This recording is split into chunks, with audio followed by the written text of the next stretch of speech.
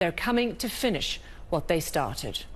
Well, MohammedElKurd joins me now from Sheikh Jarrah. Thank you very much for joining us. You grew up in the neighborhood. Your family home is slated for eviction. What is the scene right now? Well, I thank you so much for having me. To start, it's not really an eviction. It's forced ethnic displacement, to be accurate, because an eviction implies legal authority. While the Israeli occupation has no legitimate jurisdiction over the eastern parts of occupied Jerusalem under international law, it also implies the presence of a landlord. And certainly these Israeli settlers have not built our homes. They're not our landlords. They don't own our land. And thirdly, eviction does not imply the hundreds and hundreds of heavily armed police and army and settlers colluding, blowing up your doors, throwing your children from your windows, and using brute force to throw you out in the street and assaulting and arrest you should you resist.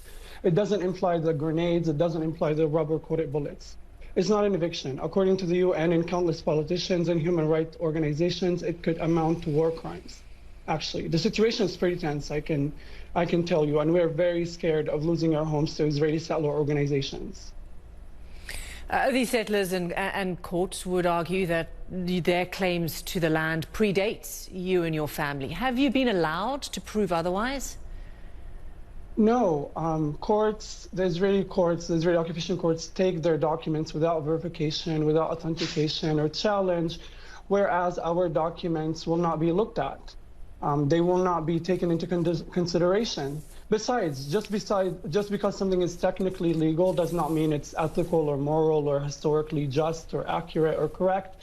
We've seen many systems exploit the law and exploit the judiciary to uphold supremacist and racist lives.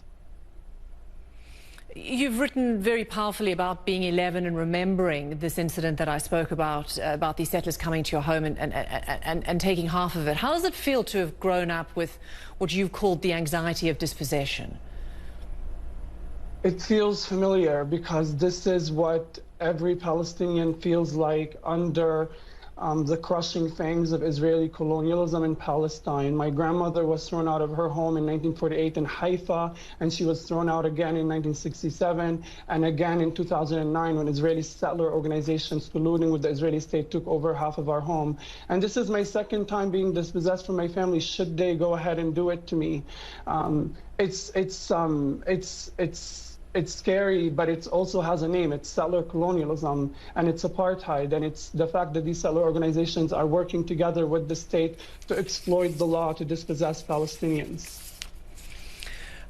What would you like from the international community? There has been a response by many to the situation your family is in right now.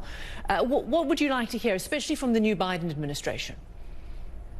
Well, you know, I think the myths of self-defense and both sides are growing more and more penetrable. People are being able to see through these myths and call an occupation for what it is and call an aggressor for what it is. And this is what we're going under, where we're facing in Sheikh Jarrah, in Jerusalem, in the Gaza Strip, in Lid, is colonial violence. And it's only allowed because both the state and the settlers know they have impunity. The settlers are emboldened by an apartheid state that allows them to open carry in Palestinian neighborhoods.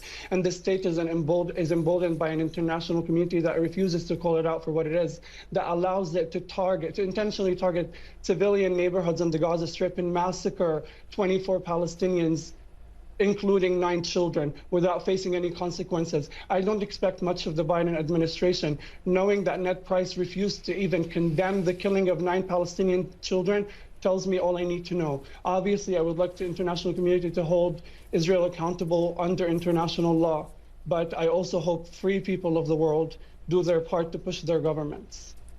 Do you support the protests, the violent protests that have erupted in solidarity with you and other families in your position right now? Do you support the violent dispossession of me and my family? I'm just asking if you support the protests that are taking place in support of your family. I support popular protests taking place against ethnic cleansing, yes. Thank you very much for joining us. I really appreciate you taking the time to speak to us. MohammedElKurd, thank you very much. Thank you.